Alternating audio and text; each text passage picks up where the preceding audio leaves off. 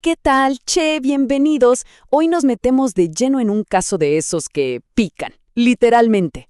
Vamos a ponernos el ambo de detective para hacer un viaje increíble, un viaje al centro del esófago y resolver el gran misterio de la acidez. Así que preparen el mate, agarren la lupa, que esto se pone bueno.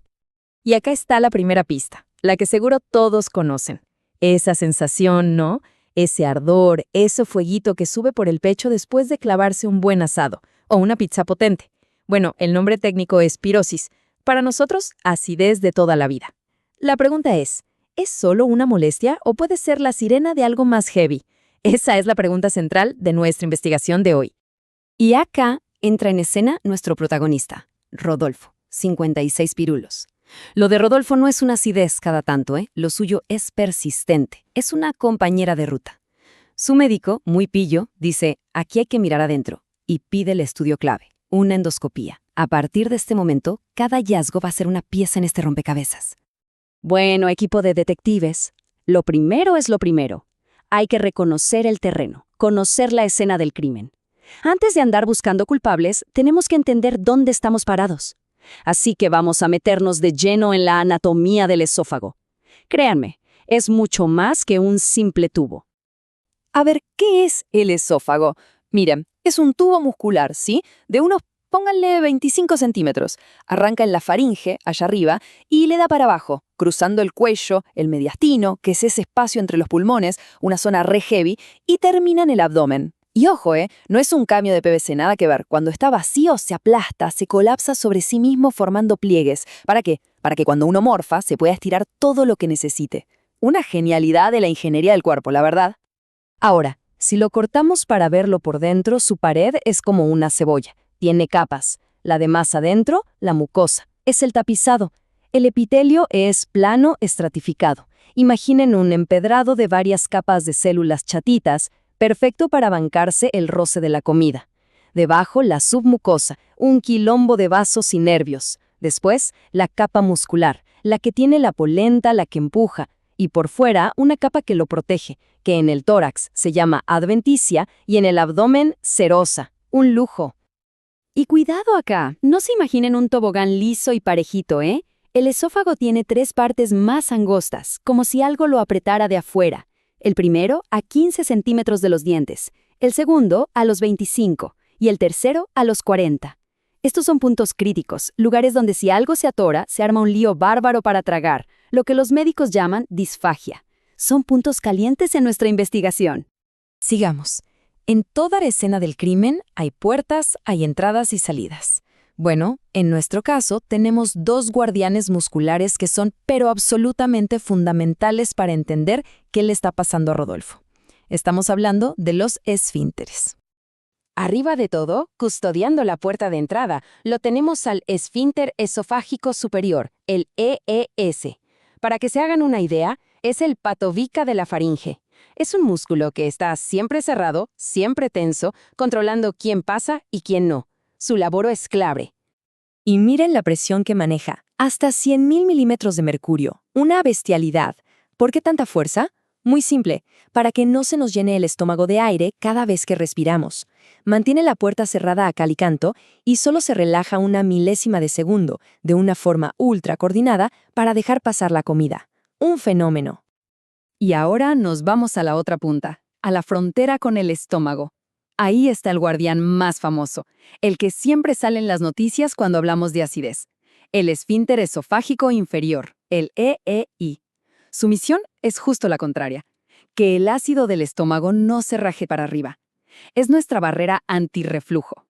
La presión que maneja en reposo es más tranqui, entre 10 y 30 milímetros de mercurio. Pero no se dejen engañar, Esos 10 de mínima son vitales para mantener el ácido gástrico a raya. Cuando este guardián se relaja de más o pierde fuerza, como sospechamos que le pasa a Rodolfo, ahí empiezan los problemas. Y lo más loco de todo es que el EEI no es un simple anillito de músculo, ¿qué va? Es una estructura súper compleja. Está formado por músculo del propio esófago, por músculo del estómago, y como si fuera poco, los pilares del diafragma le pegan un abrazo por afuera para darle más fuerza, y todo eso anclado por un ligamento. Un verdadero laburo en equipo para que el ácido se quede en su lugar. Perfecto. Ya conocemos la escena del crimen y a los guardianes. Ahora tenemos que ver cómo funciona todo esto en movimiento. Hay que seguirle la pista al bolo alimenticio en su viaje. Vamos a analizar el increíble ballet de la deglución. Uno traga y ni se entera.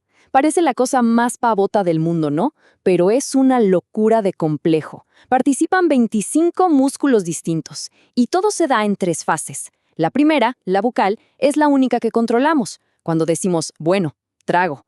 A partir de ahí se dispara un reflejo que no lo para nadie, la fase faríngea y la esofágica.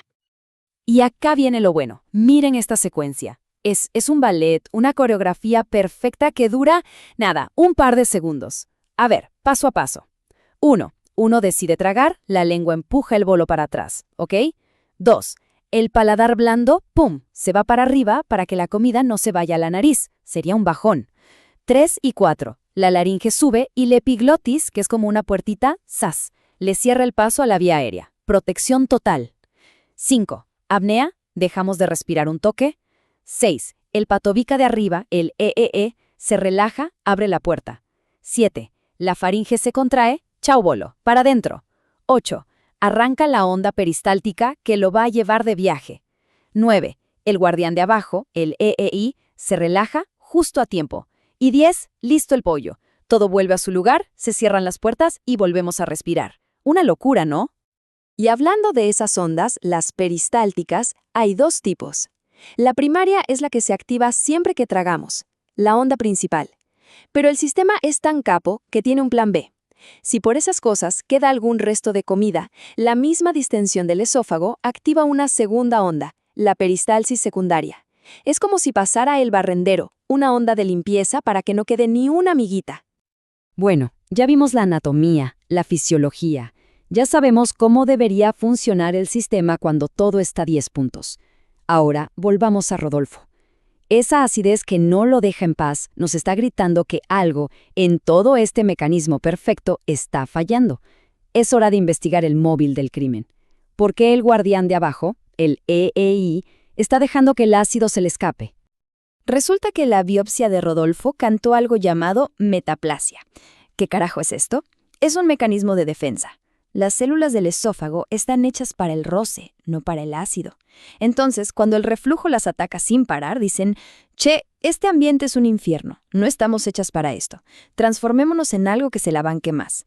Y se convierten en células parecidas a las del intestino. Es una adaptación para sobrevivir. Pero acá se complica la cosa. La biopsia de Rodolfo también encontró displasia.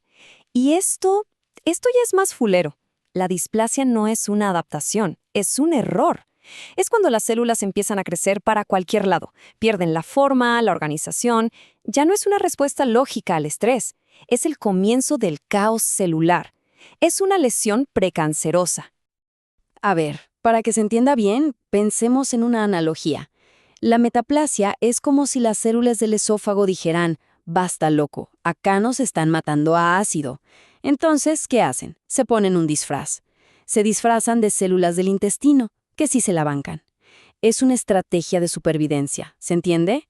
Pero, ¿qué pasa? Si el bombardeo de ácido sigue y sigue, el disfraz empieza a volver loco. Y ahí entra la displasia. Es cuando las células disfrazadas empiezan a ser cualquiera, a crecer como se les canta. El disfraz, digamos, cobra vida propia. Y eso ya es para preocuparse. Bueno, me parece que ya tenemos todas las piezas sobre la mesa.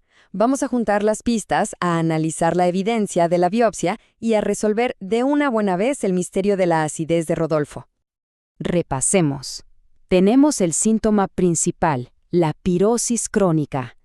Tenemos el hallazgo de la endoscopía, esas lengüetas enrojecidas en la parte baja del esófago, que es como se ve la metaplasia. Y tenemos la prueba irrefutable, el análisis del tejido. La biopsia no solo confirma la metaplasia, sino que dice que esas células nuevas están creciendo mal. Displasia de alto grado, lapidario. La conclusión es clarísima. La causa de todo este despelote es el reflujo crónico. La falla del guardián inferior, del EEI, permitió un ataque de ácido constante, prolongado en el tiempo. El cuerpo intentó adaptarse con la metaplasia, pero el ataque siguió, y la adaptación se fue de mambo, terminó en displasia. Y este cuadro, señores, tiene nombre y apellido. Lo que tiene Rodolfo se llama esófago de Barrett. Es exactamente eso, una complicación del reflujo crónico donde la mucosa normal del esófago se transforma en una mucosa de tipo intestinal, y cuando viene con displasia, como en este caso, se convierte en una lesión precancerígena de alto riesgo. Y caso resuelto. Esa quemazón que sentía Rodolfo no era una pavada, no era una simple molestia, era la alarma de su cuerpo gritando que algo mucho más jodido estaba pasando en el fondo. Era la punta del iceberg de una batalla celular que estaba llegando a un punto crítico. El caso de Rodolfo está cerrado, pero nuestra investigación no termina acá, porque este diagnóstico nos abre la puerta a la complicación más temida de todas. Tenemos que hablar de la sombra del cáncer. A ver, que quede claro. El esófago de Barrett con displasia no es cáncer, pero es la antesala. Es el paso previo casi obligado para desarrollar un tipo de cáncer de esófago que se llama adenocarcinoma. Este tumor nace, justamente, de esas células que se habían puesto el disfraz. Por eso el seguimiento en pacientes como Rodolfo es fundamental, no se los puede dejar solos. Y para que vean que al esófago le pueden pegar de distintos lados, piensen en otro caso, el de Ricardo. Él también tiene cáncer de esófago, pero de otro tipo, un carcinoma epidermoide. Este no viene del reflujo, viene de la irritación crónica por el pucho y el escabio.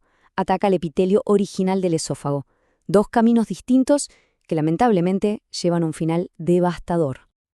Y con esto cerramos la investigación. El caso de Rodolfo nos deja una pregunta final, una para que nos quede picando en la cabeza.